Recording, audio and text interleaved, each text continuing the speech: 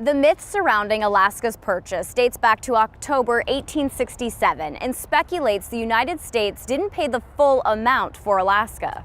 And that's because, Laurel, some people believe it was part of a cover-up that involved political payoffs to Russians.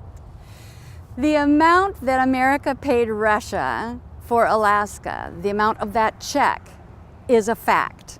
However, some people think that $7.2 million did indeed contain a payoff to the Russians.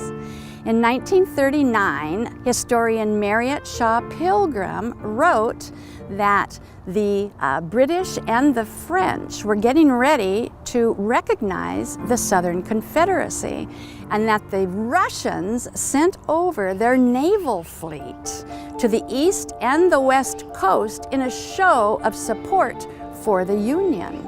She concluded that America only paid $1.4 million for Alaska, and that the rest was a payoff to the Russians for showing up in force during the American Civil War. Research, though, since then has proved this was all a conspiracy. It turns out that America was interested in purchasing Alaska before the Civil War. In fact, they had made an offer to Russian officials for $5 million to buy Alaska. But Russian officials got back to them in early 1860 saying that they were not ready to sell Alaska yet because they didn't know the value. However, they were going to do an inventory, and as soon as they did know the value, they would be in a position to treat. So it's possible the U.S. could have paid less for Alaska had the deal gone through earlier? When they finally tallied up what the Russian-American company had in furs, real estate, ships, it totaled to $4.4 million. So it's possible if America had offered $5 million again, the Russians would have taken it. However, the Civil War broke out, and all negotiations then were put on hold until 1867. Research into the Russian archives later showed what the true motives were for Tsar Alexander II.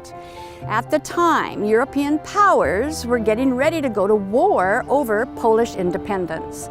Now, the Tsar knew that his navy was weak, and so he sent his ships to America to prey on British and French commerce, thinking that they would stay safe away from any big war. So the unintended consequence of the Tsar of Russia sending his ships to New York and San Francisco was boosting the morale of the North and making the French and British think twice about openly supporting the Confederacy.